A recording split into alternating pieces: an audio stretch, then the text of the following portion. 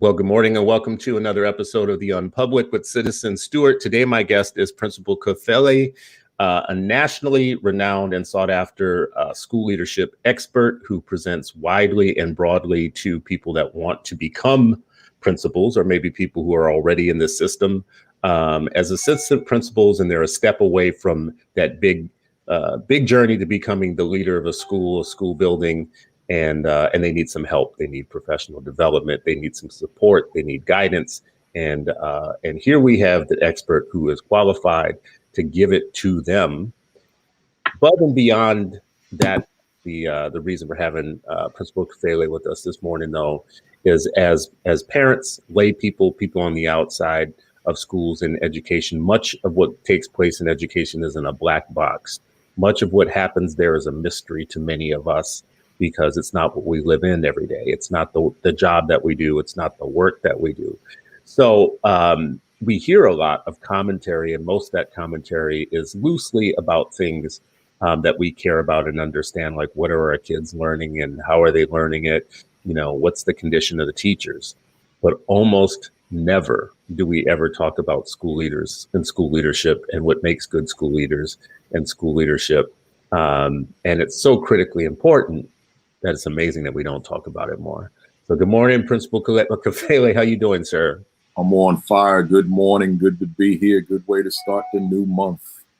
Yeah, I'm excited to have you on because insights. We always need insights. We need better conversations around education. And if we can get to people who the education process is not mysterious to, like you have done the work, you're on the inside, you have insights.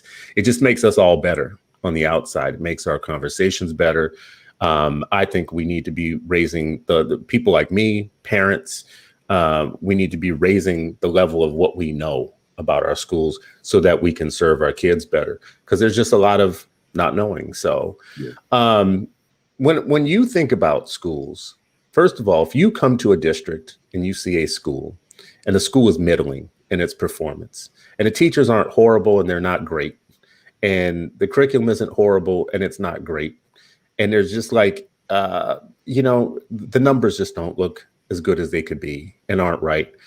As a school leader who's coming into that situation on day one, what are some of the first questions you're going to ask? What are some things you're going to want to know? What are the deeper kind of insights you're going to need to know before you start doing your work in that school? Yeah, great question. You know, it's interesting because before I even arrive, I'm going to garner as much of the data about the school as I can. You know, it's like preparing for a job interview.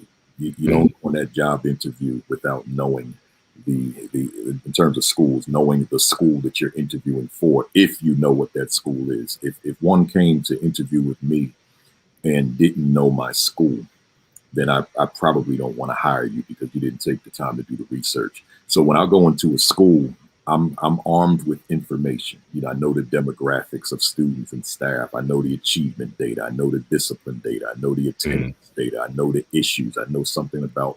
Therefore, I can conclude I know something about the culture of the school. So I'm looking at that and so many other dynamics just in terms of my information, because I want to go in there and provide a service. But if I don't have the information, then I don't know what I'm looking at. So now I walk into the building and I already can anticipate what I'm going to see.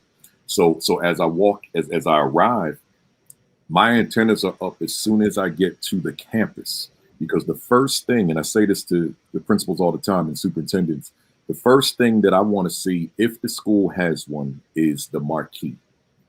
And that's not something that's common, you know, that people talk about in the professional spaces and graduate school. The marquee, and someone listening to us this morning might say, the marquee for what? I said, look, the marquee is going to tell me a lot. Because a marquee, most marquees that I've seen are not up to date. The overwhelming majority of them. So if I'm arriving to your school on June 1st, it's not uncommon to see something such as we're celebrating Black History Month this month, right? So in other words, it's February, and or pass a school in the middle of March, and they're talking about Thanksgiving, whatever it is. So once I see that, it speaks volumes to me about what's happening in that school in general, but what that principal is about specifically, because that marquee is a reflection of my leadership. So now, when you say marquee, what do you mean by marquee? The sign, like just the sign that this the welcoming of our school. Who are we? And I always tell folks, so just that sign you see with the school name and just that little bit of information. I always say to folks, I say, when I come to a school and that marquee says, "Welcome, Principal Kafele," that, man, it's not my ego, but it's just that, wow, you took the time to welcome me before I got to the building. Right. So that speaks volumes about your leadership. And then, I won't drag it on, but just the parking lot. Do I see debris? Right. Is it clean? Is it tidy? The shrubs, are they maintained? When I walk through the front door, what is that experience? The person that greets me, what is that experience? Because all of this is a reflection on the school leadership. This is not a reflection on that school. So keep going. Keep going into the building. What are the things that you look at? Go through the hallway. How long you want me to go with that? I want you to walk through, because I've done all these school visits, and my first ones were different than my 80th ones, right? So I started looking for things. So what else are you looking for? You're walking through the building, and you probably have somebody by your side who's wanting to put their best foot forward and show you stuff, but you're looking for other things as you walk through. Sometimes I don't have somebody.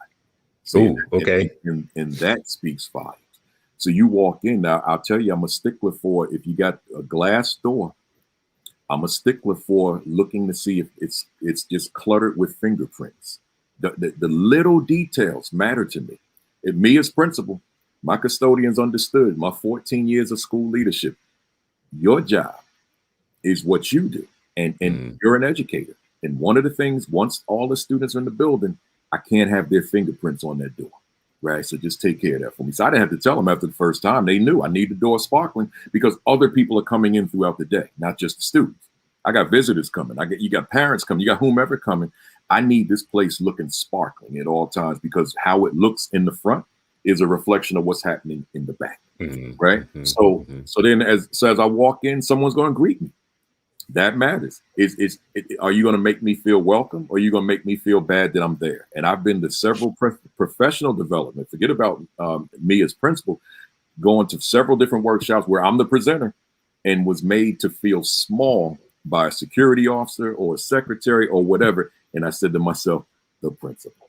See, you because if this person's doing this to me, they're doing it to everybody passing to this school, right? So then we wonder why the camaraderie is not good, the culture is not good, etc. Well, look who you got greeting folks when they come in the building. So then ultimately, I meet the principal, and sometimes I want to have a conversation depending on what time I was expected to be there or what time I got in. So meaning this, if we're there, if I arrive, well, that's not an if. I always arrive before the students. But once the students are arriving into the building, I don't want to have a conversation with the principal. And sometimes I have to remind the principal, this is not the time for you and I to talk, because I want to see how you're greeting these youngsters. And in a lot of cases, as it turned out, the principal is not accustomed to saying hello to youngsters. And I'm not talking about the greeting outside, which doesn't always happen. See, for me, if I'm there in my consulting hat, I want to see the principal greeting every student that walks in that particular door. I don't want to trigger that though. I want the principal organically to understand that I greet them all by name. I know all their names, and I say their name as they're coming in, and I let them know that I'm happy to see you. So once we're in and we're moving about, I still want to see that you're acknowledging these children. This is not the time to talk to me. So I'll say to the principal, let's talk later, right? Because I want to see you in action, and I want to see your authentic self. See, all that matters, right? I want to see how you're greeting the teachers. Like, are you just walking past them, or are you acknowledging their presence? Because as I say to principals frequently, You can give them the best spread you want to give them on Teacher Appreciation Day, but it will never measure up to giving them respect throughout the year. It'll never measure up. Just Which saying, is like every relationship, right? I mean, high five. yeah, you can't just be good on Mother's Day. Yeah, What you do all year long you, matters, right? you show them that you appreciate them throughout the year, and Yeah. they that's all they want. Mm-hmm, That's all mm-hmm. anybody wants from their superior, their boss, right? Just acknowledge me, show me that you appreciate me, and I'm gonna give you 1,000%. Do you think, I know this is kind of off course just a little bit, but does school size matter in this situation? If you're a principal at school A and you've got nice little contained 300 students, and you're principal at B and you've got, your high school and you got 1,600 to 2,000 students, feels like the expectations are going to be different for a principal, depending on how much territory they have to cover. Absolutely.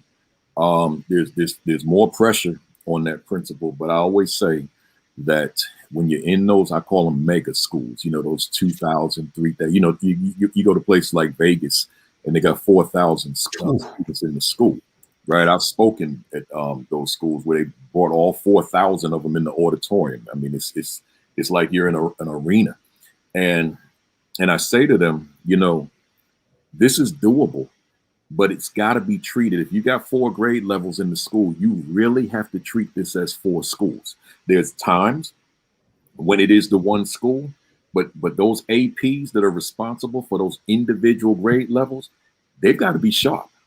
And to the degree that they are sharp is rooted in who you are as principal relative to how you train them up to become sharp. Because you can't be responsible for 4,000 unilaterally by yourself and whatever number of staff that accompanies that. You've got to have some strong people on your team. But in terms of the smaller population, the 300 to 400, it's a different animal. And those principals typically don't have an assistant principal. They're in by themselves.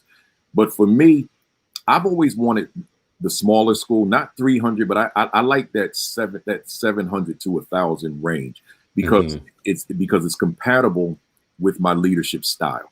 I have to know every youngster, and I don't know that I can know 4,000, right? But I have to know you. I've got to know your name. I've got to know your story.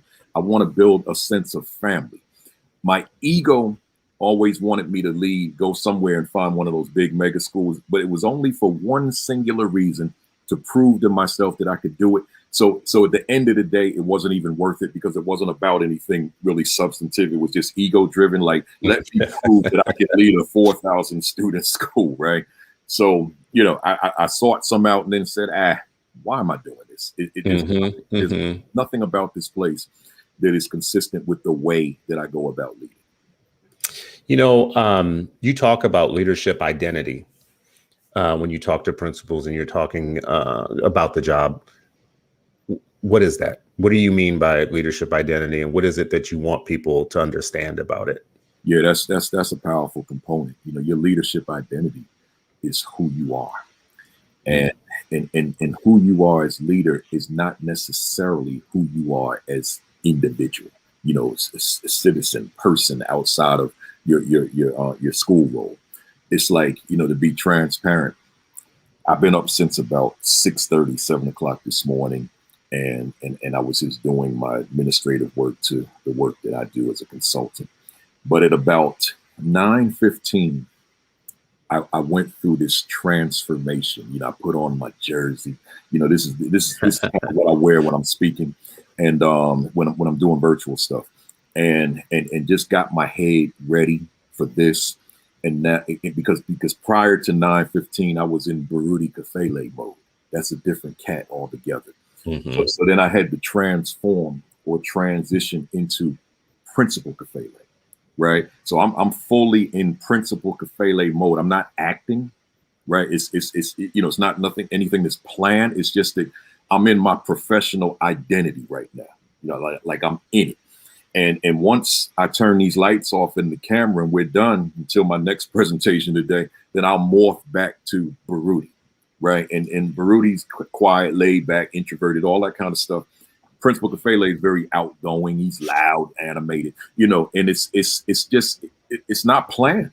It's just that's what it is. So as I determined as a principal, because this was me as a principal as well, that that's who it is. Now I got to sustain it, and I got to be that guy, because that Principal Kafele has a skill set, for example, to motivate. And I said in terms of defining my leadership identity, it was a few things. It was political, it was social justice oriented, racial justice oriented, but it was also motivation oriented. So I wanted the students, I didn't want them to see me and like, we get nervous when we see him. We get fearful, he can suspend us. I wanted them, man, Kafele, he inspires me. Kafele makes me think that I could fly, right? That I could do big things. So like, and it came like, the proverbial full circle. I went to see my mom yesterday, and I haven't seen her in person in a while. She sees me on this platform on the phone all the time. She's on here right now, I'm sure. She doesn't miss anything. And so we get there, and the guy that's working at the door of this where she lives, at this condo, she knows him well, right? Young guy trying to get to where he's getting to, and she knows him, but we don't have the same last name. So I went in, and my mother says, I want to introduce you to my son, and he says, Mr. Kafele.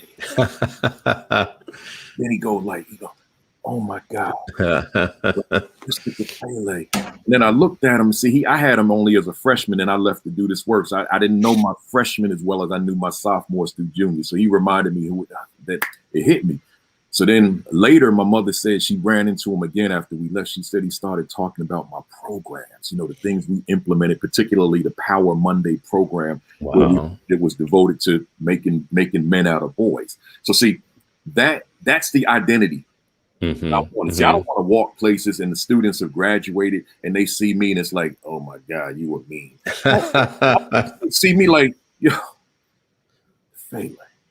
That's a little different than my life. It's a little different than like the Joe Clark thing. Yeah, right? Yeah. With the, I remember you had a bat and you used to walk through the hallway with the bat, that sort of thing. This is almost the opposite of that. That's right. You also, part of the leadership identity, you talk about the attitude gap, and you talk about the attitude of the person. I think you just touched a little bit on the attitude, but do you want to put a finer point on the attitude you should be taking into the job? And what is the attitude gap, by the way, too? I could never wrap my mind around the achievement gap. I tried. I know what it is. I've talked about, but I could never wrap my mind around like achievement gap.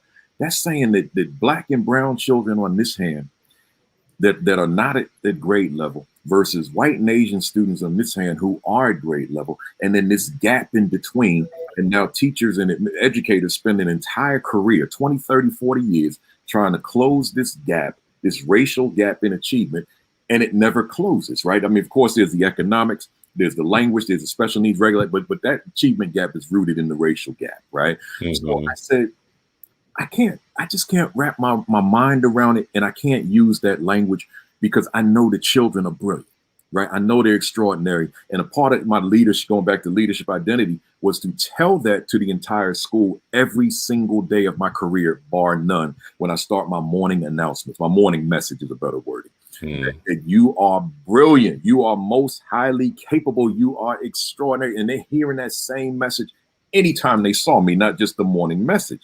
So now with that language, I said, no, it's not an achievement gap. And this is prior to the word equity coming into the education space. We're using equity to talk about net worth and net value of homes, not practices in the classroom. So I'm saying, no, I got to get to this because I was getting to this. But I wasn't calling it an attitude gap. I was just saying, I got to get to their attitude. I'm not worried about those variables outside that I have no control over, right? I can't control nor influence poverty, for example, but I don't have to replicate poverty in this building, in these classrooms. So I said, therefore, let them come from whatever home environment is. Let them walk into an oasis, regardless of how old the building may be. Let them walk into somewhere special, somewhere unique. So now I'm saying, let's go to work on the attitude. So somewhere along the way, I started saying attitude gap. And then I gave it this two-part definition. For the students, I said the gap between those students who have the will to achieve excellence and those who do not. I said, let's not focus solely on the skill of the youngster. Let's go hard on the will of the youngster. Just as they do in sports, you can have all the skill sets you want, but if you don't have the will to win, you probably will not win. So I said, let's go to work on the will of the youngster by way of youngster feeling overwhelmingly positive about him or herself. But then I looked at staff. I said, I can't leave the definition to the youngsters. I said, staff, the gap between those educators who have the will to be amazing at their craft and those who do not. So I'm saying here, not only the will, but to be at a very high level. Of course, we know you're going to have days that just aren't as good as your other days, but that's okay. But the will to be amazing. But then here's the word that brings it home. Your craft is this thing called teaching and learning your thing. It's a lot. I get invitations to speak in genres outside of education, right? And folks offer a lot of money. But I say to them, this is not consistent with my purpose.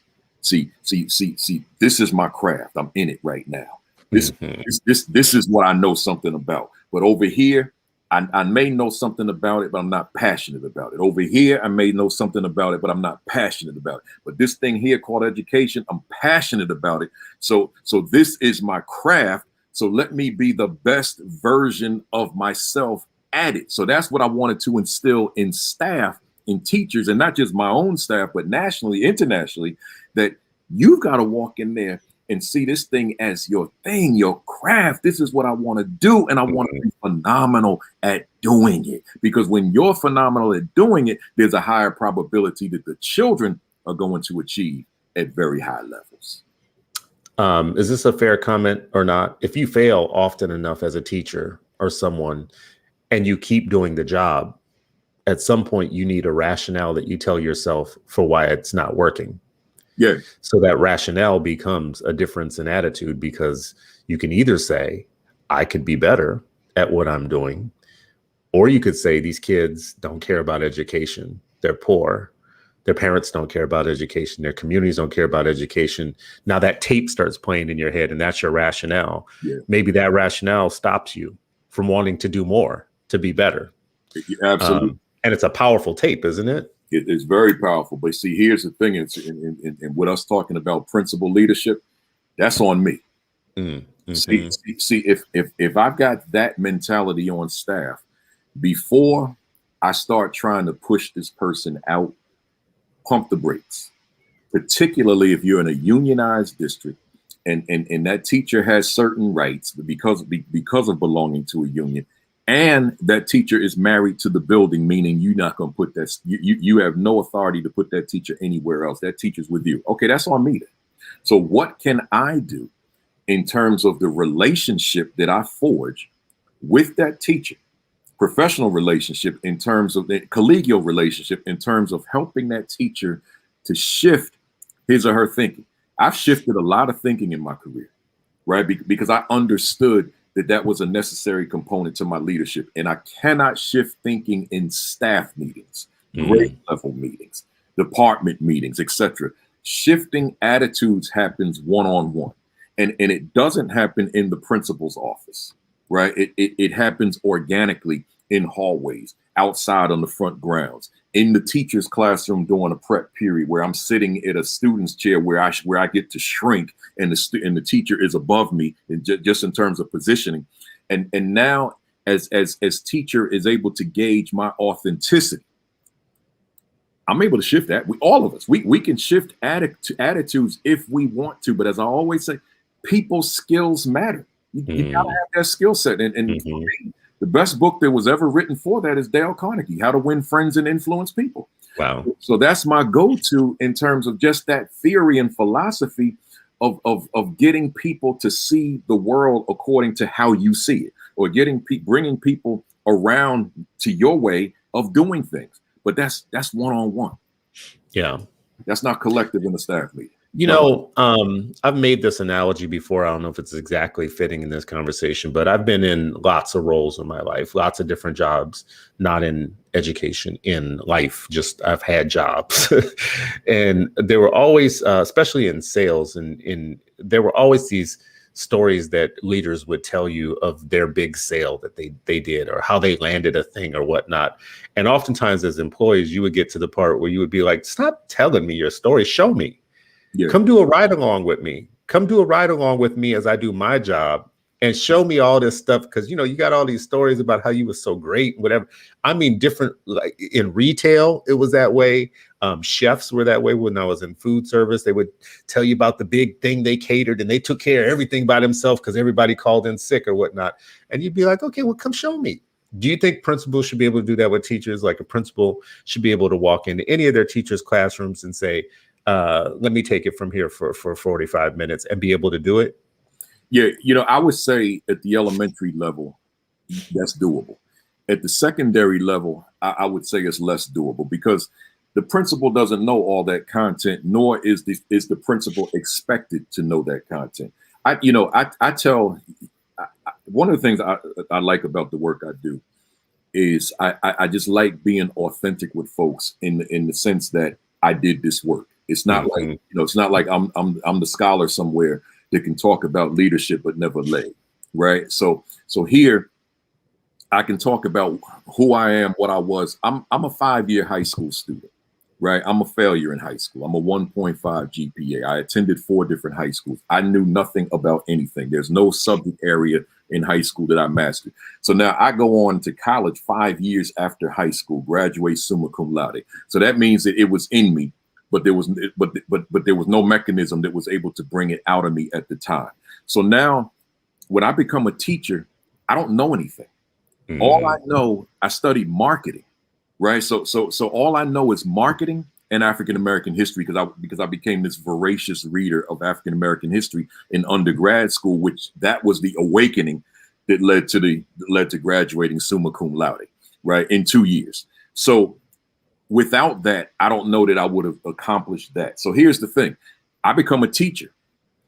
I don't know these subject areas, but it's at the elementary level, so I can learn them quickly. I can learn pedagogy and then ultimately infuse it with what I do know, African-American history. So when I become a principal now, full circle, I'm now I'm supervising and evaluating teachers of content areas that I know nothing about, particularly when I got to the high school level. What do I know about geometry? I've never taken a geometry class. What do I know about trigonometry? What do I know about chemistry? What do I know about physics? What do I know about English 4? I don't know these subject areas. Here's what I know. Here's what I know. I know pedagogy. I know pedagogy. I know something about the art of teaching. So I don't have to know those subject areas, but because of the African-American history that I was reading, it forced me to learn American history and to another extent, world history. So now social studies, that every social studies teacher that I've ever had work for me, they knew when I walk in your classroom, there's always a very good chance that we're going to team teach that day, right? That's the one class that I'm going to teach. And usually, because as you know, there's no era in American history where there's not a component, if not a major component of African-American history. There's no, right. I don't care what era of American history you're talking. I walk into the classroom cold and I'm listening. Let me jump in here because these students are sitting here black and they don't see themselves in what you're teaching. So let me jump in here and add this, and then in my mind, teacher and I will talk about it later on, right? So all the teachers knew I'm gonna come in there and essentially what I'm gonna do, I'm gonna model the lesson for them. I'm gonna say, look, here's your audience. You know, if I'm doing a performance at let's say Rockefeller Center, Carnegie Hall somewhere, and then I'm gonna do another performance at the Apollo, right? Well, I better realize that the two audiences are probably going to be very different, right? So it's the same thing within a classroom. Hey, teacher. And this is part of my PD with staff. Hey, teacher, remember who these kids are? We're in the city of Newark, New Jersey, right? So American history is American history, but have we made it relevant? So that themselves in the learning. On this note, you're a leader in a building, especially let's talk about the high school level. You're there. You have a chemistry teacher and biology teacher, and they're teaching all these kind of deep things where it takes content knowledge or whatever to do what they do. But you just said, but I know pedagogy. I see Ray Ankram's in our feed here, and he says, you don't need to know content to know good instruction. That's right. Can you riff on that for a second, just around, I may not know your content area. I'm not going to jump in and teach organic chemistry today, but I know what bad teaching looks like, period. Yeah. So I still can observe your classroom, come in and provide you useful feedback from a position of pedagogy, not from a position of we're going to argue about your content knowledge. We're talking about I can provide you valuable feedback as a teacher. Yes, right. Because see, there's a few things happening here. Number one, before I came into your classroom, I did read your lesson plans. See, I know what the plan is.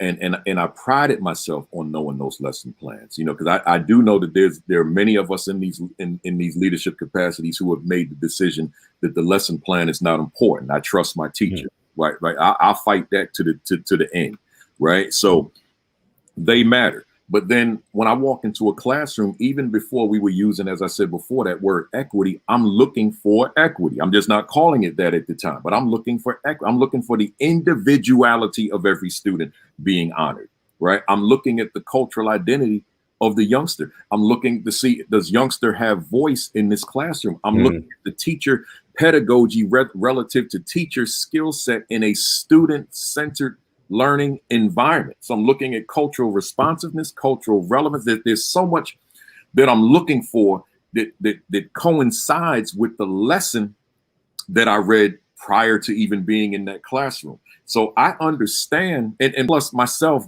having been a teacher, because that's another thing that I frown on, but to whom each his own. But I always say, how are you an effective instructional leader if you don't know effective teaching? If you haven't experienced teaching at a high level, how are you able to put eyes on a teacher and evaluate performance, but you don't know what that is? So I always say to folks that come to me, because it's just a plethora of them. I want to be a teacher. I mean, a leader, Principal Kafele. My first question is, how many years have you taught? Well, I'm trying to do that fast track, like maybe 3 years, whatever it is.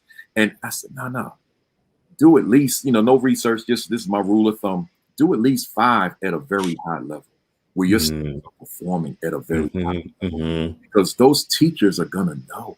They're gonna know your background. They're gonna look it up. You can go right on the internet and find out what you've done. And if you haven't been effective in the classroom, or you haven't taught, how did they listen? How did they take you seriously? Right. Yeah, so they don't, right? And pedagogy is because I did it at a high level. I was blessed to be teacher of the year at the school level, district level, county level, and New Jersey State finalist, teacher of the year. So because it was my craft, going back to that word, it was my thing. And I said, I'm going to be the best me that I could be in that classroom.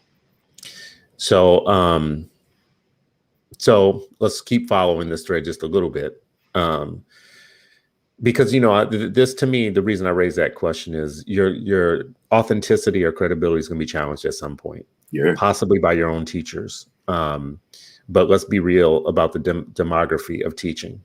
So there's a big push to get more Black males into teaching. There's a push to get more Black males into education, period, and leadership. So our kids look up and they see Black males in positions of which they can aspire to themselves, right? Right now, there's a massive, if you're a Black boy in the United States, there's a massive differential about what the world tells you is possible versus what's actually possible. Yeah. And our kids aren't stupid. They don't see any Black males on money.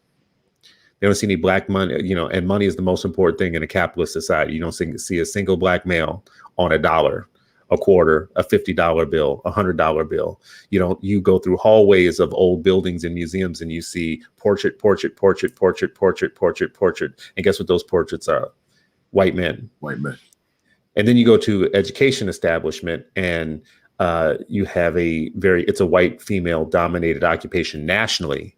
Locally, it can be different, but nationally, it's a very white female dominated occupation. So you're trying to bring Black males in. You talk specifically to Black males and minority males that want to be principals and vice principals. I asked this question, so people are probably sick of me asking it, but are we really preparing them for the different types of situations that they can be in as people who want to still be men and still be male and still be Black in their role every day of their life, but are going to encounter situations that are going to be frustrating as men and Black people when they enter school buildings? Are we preparing them for the reality of what that is? The answer is no, unless you have something to supplement that. So your question is the question that I would ask of myself for years. One of the best things that ever happened to my career as an educator was attending the first Million Man March on October 16, 1995, because I took a fire back with me that I don't know that I would have done it that way had I not attended that march. I took that pledge. See, we all took the pledge. I took it very seriously.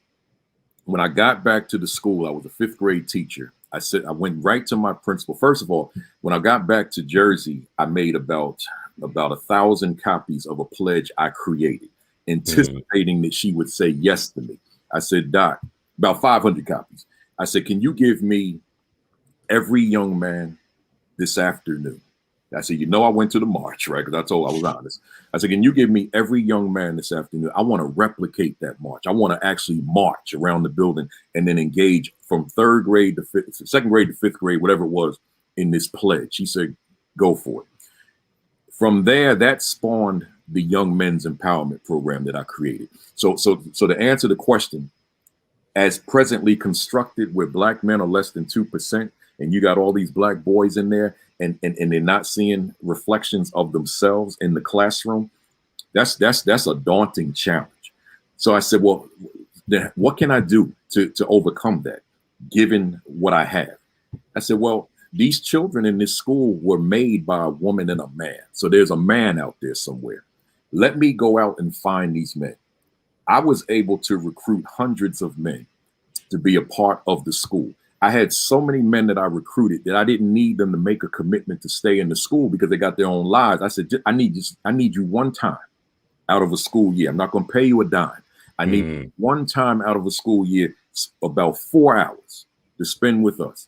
I created a framework and a curriculum for these men and my male teachers to adhere to, although I wanted them to bring their own individuality to the school. So now every Monday was Power Monday.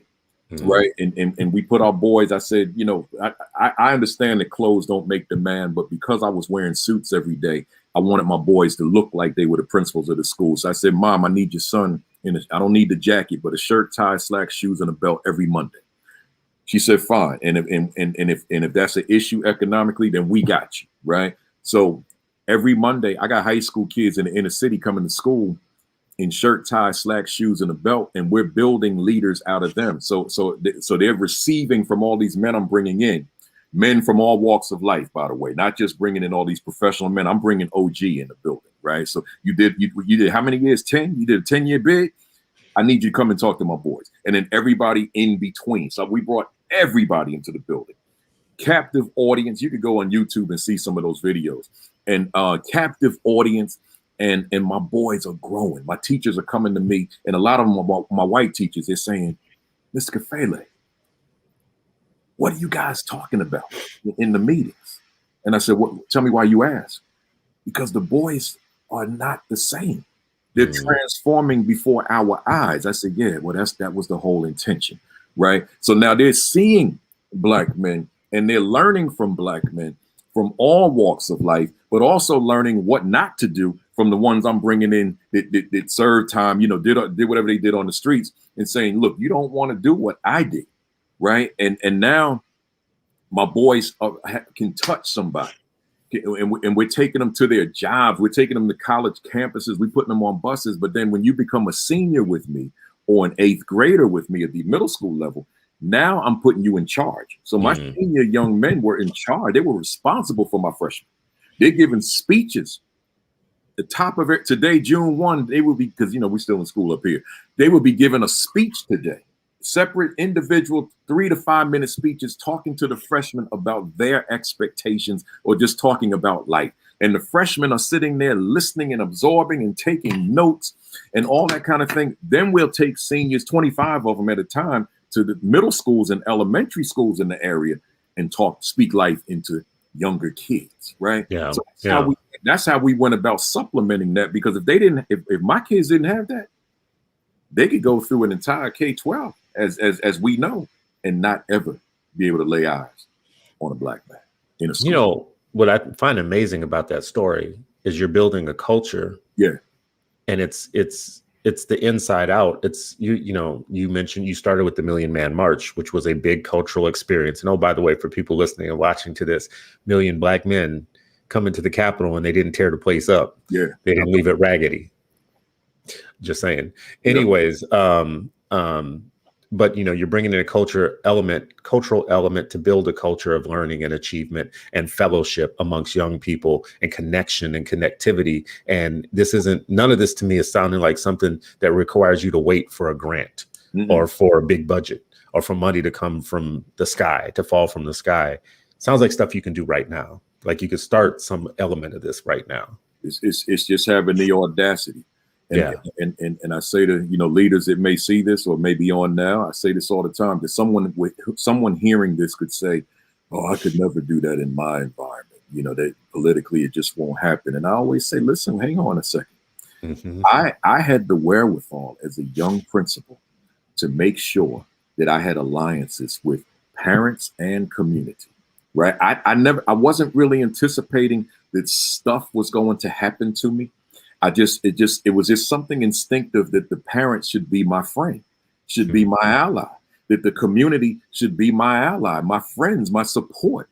But then when the stuff did hit the fan, because it hit hard, right? For other reasons, then there were the parents. "Oh, we got this. Don't even worry about it. Just keep doing what you do. Here's the community. Oh, we got this, right? Don't even worry about it." So that's important, particularly when you're trying to do things that are revolutionary. Because see, that program, that was revolutionary, because not only were we bringing these folks in the building who were just common lay persons that the average person would not know, but we were bringing in some heavyweights. I'm in the New York City area. So some of the New York City scholars, people like Dr. Leonard Jeffries.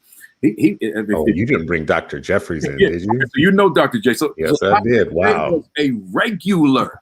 Wow. And there were people that didn't like that. Yes, right? I know there were. Wow. It was at the point where one time one of the suits said, "Look, we're not going to put him on the board agenda. Just slide him on in there."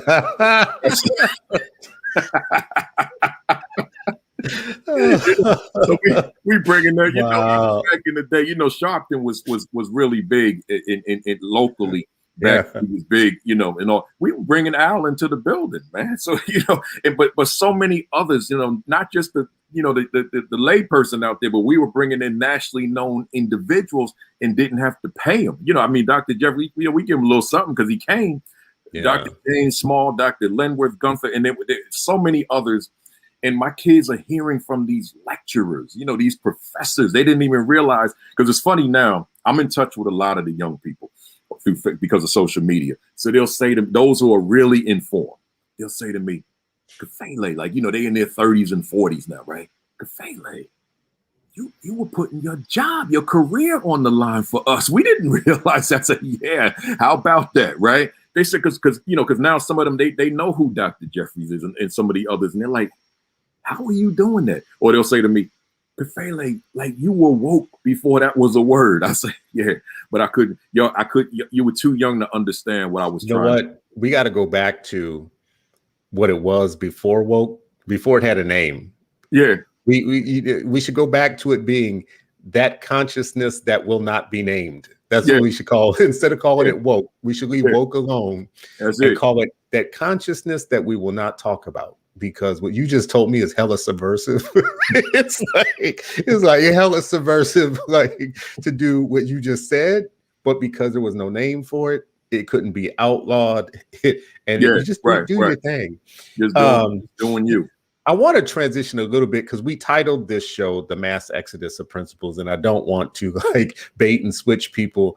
Right. I'm so fascinated by your expertise of being able to do the forensics. That's what I care about in education. I need an expert to help me walk me through the forensics of what. Let's go to a school together and you tell me, educate me on what you're looking for, what you're seeing at different levels, what silently is going through your mind and your head. So everything you're saying to me right now is super instructive. It's crazy instructive for lay people to listen and hear from our Black educators, our Black leaders, to tell us, demystify for this. This to me is exciting. It's an exciting part of these discussions.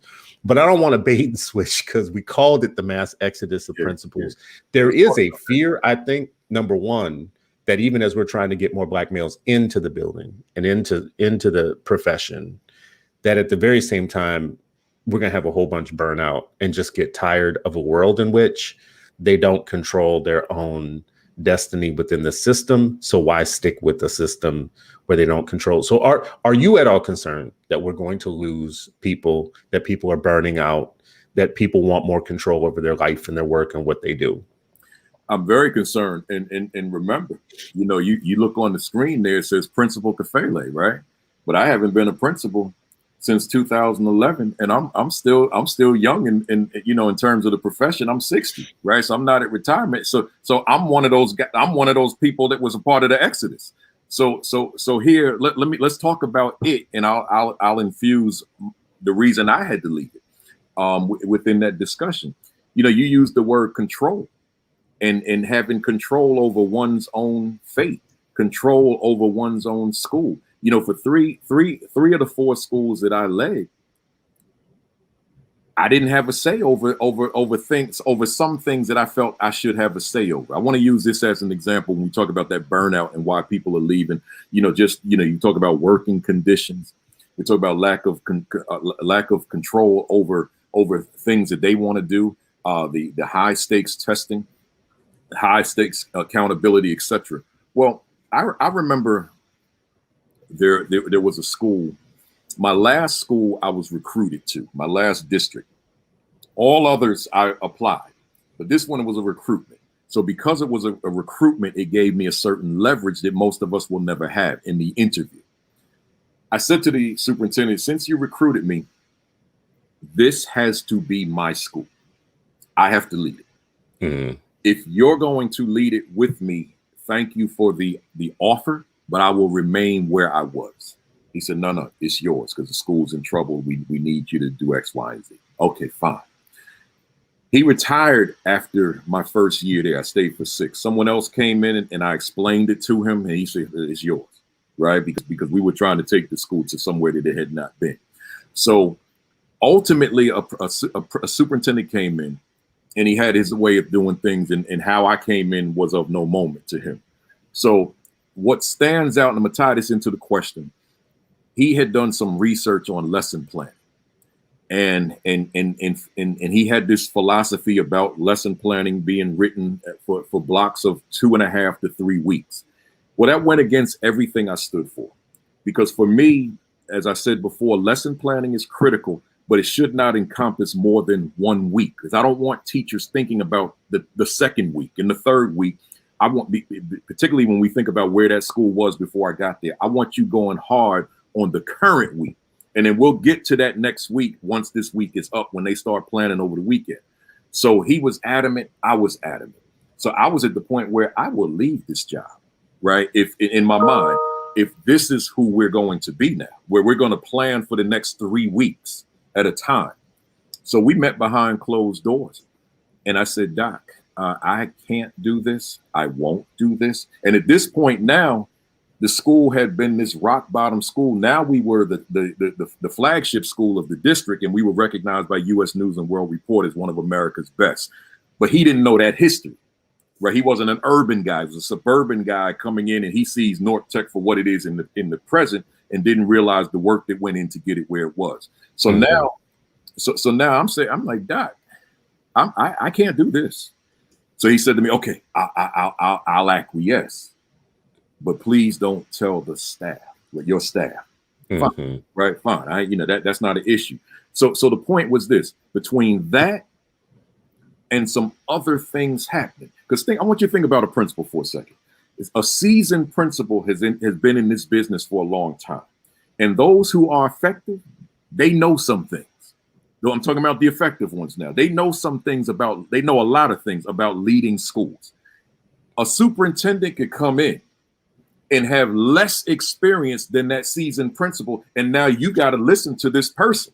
This person becomes the authority, and you've been doing your thing. You've been doing it at a high level. You have transformed a school and impacted a whole neighborhood, a community. And now here comes somebody with less experience than you have, no experience in that community, and now that becomes the authority. Well, now, like, why am I staying here? Right. And as we all get older, but as I was getting older, I was getting into my 50s, right? And I'm like, I can't take authority from these young cats coming in here that can't tie my shoes. I hope that's not coming across as egotistical, but I had been in this thing for a while. I had written all these books. I'm invited to speak to all these school districts. And now you're going to tell me to lead my school according to how you see the world? That ran me right out of there. I'm not going to say it was the reason, but I'm going to say it played its role in me wanting to leave. So now you think about all these principals that want to leave, right? And the article says they want to leave. I doubt seriously that percentage, 42 to 45%, will leave. But you think about, that's a high percentage, though, even to be talking about. Even to be talking about, that's crazy. But it's real because when you're in those districts, I mean, I can't imagine that there are too many principals that do not contemplate it. The high stakes testing. You're doing all this for these young people in everything. I mean, my robotics club means nothing. My debate team means nothing. My engineering program means nothing. Everything is about a test, right? An assessment that's got cultural biases in it. And now you're evaluating me, my team, my school on a test, and not looking at all these other variables that have shaped and molded and transformed children. That's enough for a principal to contemplate. Is this really how I want to spend the rest of my career? When I see, tangibly speaking, what level of impact we have made on children, and I'm being evaluated on a test. Well, outcomes, though, right? I mean, come on, let's be real about this. Like, you're being evaluated on outcomes, and if your kids can't read, I mean, that's a problem, right? Yeah, but here's the thing. I don't see. I guess I'm trying to say two things now. I figured out this testing. Yeah, right? We went on from the 20s to 100% proficiency. I figured it out because at the end of the day, it's just having strategy on how we pass these tests without spending a year teaching to a test, right? Yeah. So the test measures, theoretically speaking, whether or not youngster can read, but it's a singular instrument. And see, that's where we get into problems. Like think about the writing portion of a test, right? I used to read those prompts, right? Not the test prompts, obviously, because that would be illegal. But we have enough prompts out here to be able to read it. Yeah. So you look at this writing prompt, and it's like, what does this have to do with these children? So then you give them a prompt, your own generated prompt, that speaks to their world, right? It's like, wow, the youngster's gifted, but we didn't know it in this scenario that doesn't speak to his reality. Right? It's the same with me. Like I'm a shameless plug. Here's my newest book, right? Put it up again. Let people see it. Yeah, I'm all right. All right, where we at here on the camera? Here we go. Equity and Social Justice Education 50. Right. But here's the thing. You'll never catch me on a mic talking about I'm a writer, right? I'm an author. I'm not, right? I'm just one who is passionate about a particular very narrow theme called education, and have the audacity to put my thoughts on paper. But when I look at the really gifted writers out here, yes, not me. I ain't there. People say, "Man, Kafele, you write so like simple that anybody could understand." Yeah, because I'm writing it as I think it. That's why, right? Yeah. I'm not trying to be scholarly with it. So that's not my expertise, but I can write according to my world. And a lot of times what we ask of a youngster on a standardized test is to write of somebody else's world. Well, this is so, and I know we're coming up on the end here, but I just got to throw this out here. So like towards the end, because I have an example. So my quick response to what you just said is this, is like, I believe you called it the attitude gap. I've been talking about the belief gap for years. And the belief gap, to me, this is how I define it. It's the difference between what our kids are capable of and what the adults in their lives think they're capable of. Yeah. So our kids are capable of this. The adults in their lives think they're capable of this. That's a self-fulfilling prophecy, and it's going to happen over and over again. And research has told us that for years and years and years. So the belief gap is real, right? And it's impactful. It shows up in ways with our students like, well, they didn't pass the test because they didn't know the difference between a bucket and a pail because they've only had buckets in their lives. I don't buy that. I don't subscribe to that. There's many ways in which you access the world and information in the world. And I just feel like that's some ways that's lowering an expectation for a reason that doesn't make a lot of sense to me, because you're going to need to know what a bucket and a pail are eventually anyways. And you're living in one of the wealthiest countries in the world. So to be talking about an American-born child who doesn't know the difference between a bucket and a pail as the reason why they can't pass a test in a country that is so fat and rich with so much money floating around in this country or whatnot, there's just no way it always comes back to the system. If you don't know the difference between a bucket and a pail, it's not because the world is racist. It's because something has gone wrong in a country that actually spends more money on lipstick than some countries spend on food, right? Like this is a wealthy, fat country. Like we have no excuses, zero excuses for anything. We're just not marshaling our resources in the right way. But I want to give you an example of a local principal, and I'm not going to name names, but I know a local principal who was put into one of the worst performing schools that we have in the Twin Cities.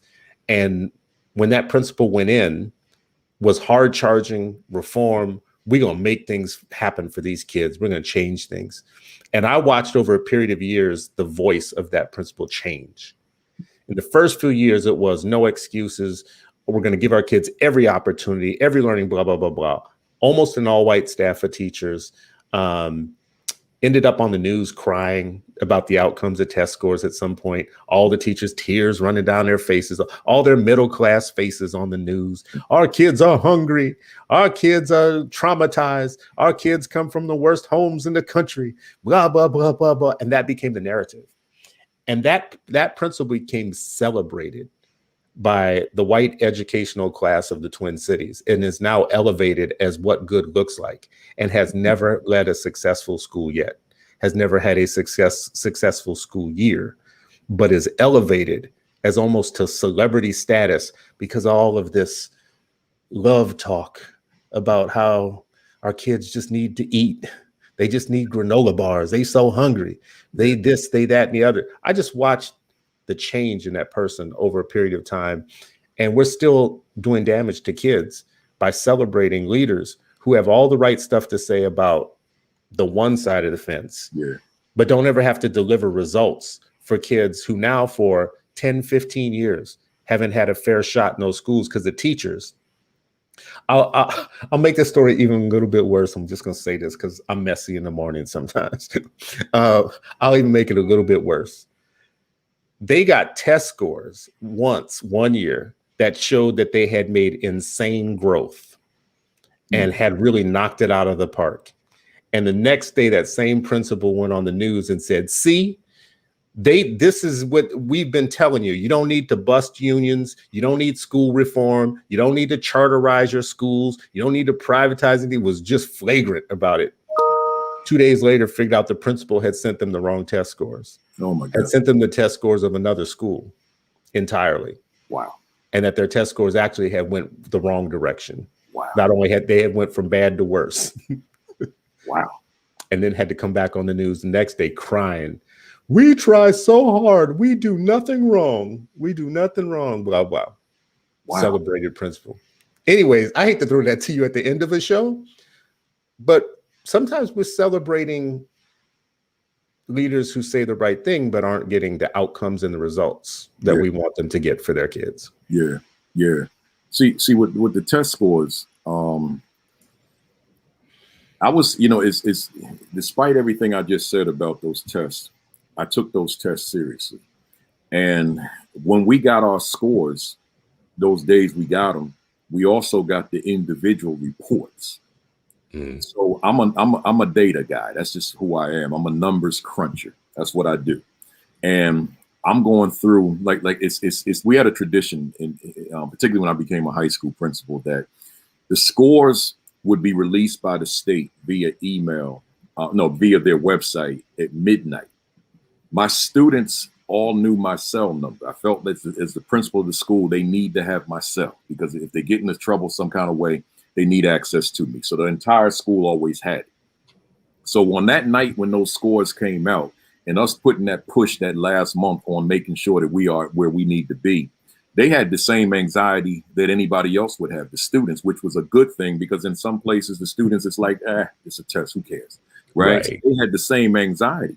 So I've never had a student to call me when they graduated. I had, but during school, it was always a text message if they reached out to me. So, but that night, it was always a Thursday night that when they were released, the students would text me and they would ask, did I pass? Right. Wow. So that's the one night of every year I did not sleep. I'm up crunching numbers from midnight until about 6 a.m. And then I get ready to go to work and be there by 7:30, by about 7:30, whatever it was. So now they're all night long. My phone is buzzing. Did I pass? Did I pass? I mean, 3 o'clock in the morning, 4 o'clock in the morning. Did I pass? Did I pass? Because they cared, right? So that mistake wouldn't have happened with me because I'm combing through the student scores. And once you look at their scores, you kind of memorize them. It's just like, people always marveled at the fact that I memorize report card grades. Like I would go up to a student, you got a C in this subject, a D in this subject, A here. No, you didn't. Like, right in the hallway. Wow. Like, how you know my report card? Yeah. When you know the student and you see the grades, you can put a name with a face and it just stays. There's no real study and it just stays with you. So, so I'm saying all that to say, ain't no way in the world that I'm going to put an aggregate in public and I haven't looked at the students' individual scores. I'm going to know those. So I would have caught that right in the beginning. Like, oh, well, there's a contradiction here. And that's amazing. Well, we definitely need more like you.